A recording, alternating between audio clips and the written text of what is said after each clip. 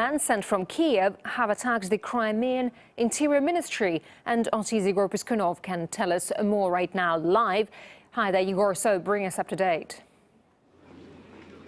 Over the night, several groups of armed men sent from Kiev tried to capture several administrative buildings here in the Crimea, including the Interior Ministry. But self-defense squads, as they're known here, repelled the attack, although several people are reported to have been injured. Although this is according to the local prime minister, who has now announced that he is putting all the local security services in the Crimea under his control, including the police, the military, the navy, and border guards. Local authorities have also set a new date for a referendum aimed to establish more autonomy from Kiev, and have asked Russia for protection. Now, Moscow says that it will pay attention to these requests and is also very concerned about the events here in the Crimea. It's also said that it's really disappointed with the new authorities in Kiev aggravating the situation like that here in the Autonomous Republic. Russia is deeply concerned with the recent developments in Crimea. In the early hours of March the 1st, armed men sent from Kiev made an attempt to seize the Interior Ministry of the Crimean Autonomous Republic. This treacherous provocation left several people injured. Thanks to the resolute actions of the self-defense squads, the attempt to seize the building was repelled. This latest incident proves that certain political circles in Kiev are eager to destabilize the situation in the Crimea peninsula. We urge those who issue such orders from Kiev to show restraint. We believe that a further escalation of the already tense situation in Crimea is irresponsible. Now, the acting prime minister in Kiev has been saying that local authorities have no legal rights to hold any type of independent referendum under new laws which have been passed just recently in Kiev. And also they've been saying that they're going to try to do everything in their power to prevent tourists from coming to the Crimea during the summer, including Russians, Ukrainians, Belarusians, and other Europeans. Now, in the meantime, these so-called self-defense squads have been patrolling the key facilities in the Crimea, including two airports, the building of the local parliament, and a TV channel. And basically people here are not recognizing these new authorities in Kiev, saying that they are extremists who've hijacked power. Now, Russia has also said that it's ready to grant citizenship to members of the former Berkut SWAT teams who fought against the rioters during the violence in Kiev. And for more on this, here's a report by my colleague Maria Finoshina. This is the Golden Eagle's swan song, the Berkut, Ukraine's elite police force. After weeks of deadly clashes in the capital Kiev, on the orders of the Ministry of Internal Affairs to protect government buildings from rioters, the Berkuts are no more. Ukraine's new authorities were quick to disband the 1,000-strong anti-riot unit.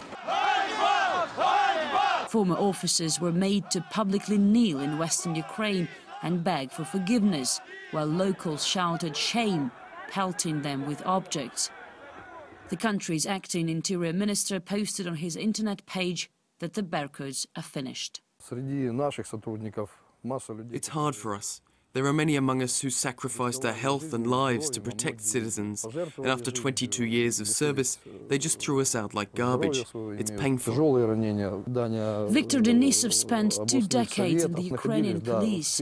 He says the Berkuts in Kiev were simply unprepared to face armed protesters while trying to carry out their duty. On Friday, during his press briefing in Russia, President Yanukovych did apologize for that. Unarmed Berkut officers have had Molotov cocktails thrown at them, been shot at by live ammunition, and killed. I apologize to these courageous people who have stood up and suffered.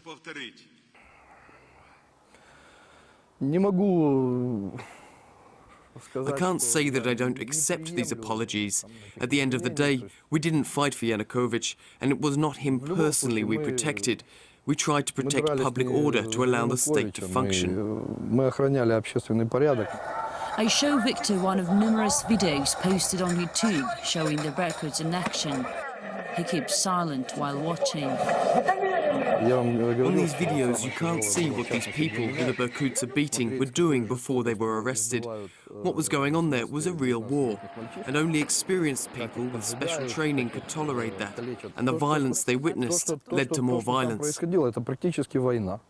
Vladimir, head of Berkut Veteran Association, believes that the warring sides were far from equal. The Berkuts were not professional when they faced a well-financed and a well-trained force.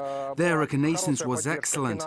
They knew about our tactics and strategies. There were traitors in every department. We were naked and blind.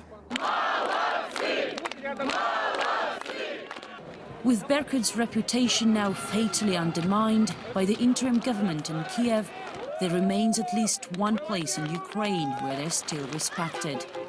Ukraine's southern autonomous region of Crimea recognized neither Kiev's new masters nor their laws, and they refused to disarm the Berkuts.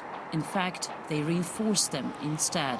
This is the headquarters of Ukraine's Berkut here in Crimea's Simferopol. As you can see, the building is surrounded by barricades and patrolled round the clock.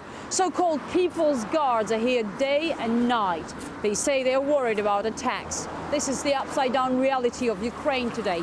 Those whose mission just until recently was to secure peace and prosperity of the country's population are today in need of protection themselves. People here have different backgrounds. They're from different ethnic groups, but they share one common goal. We are protecting Berkut from the army of thugs who came to power as the result of the armed coup. They are controlling the puppet government that's issuing decrees at gunpoint, including disarming and storming Berkut. We are protecting their families. Berkut's officers are also our protectors against people who are committing armed terror in other areas of Ukraine.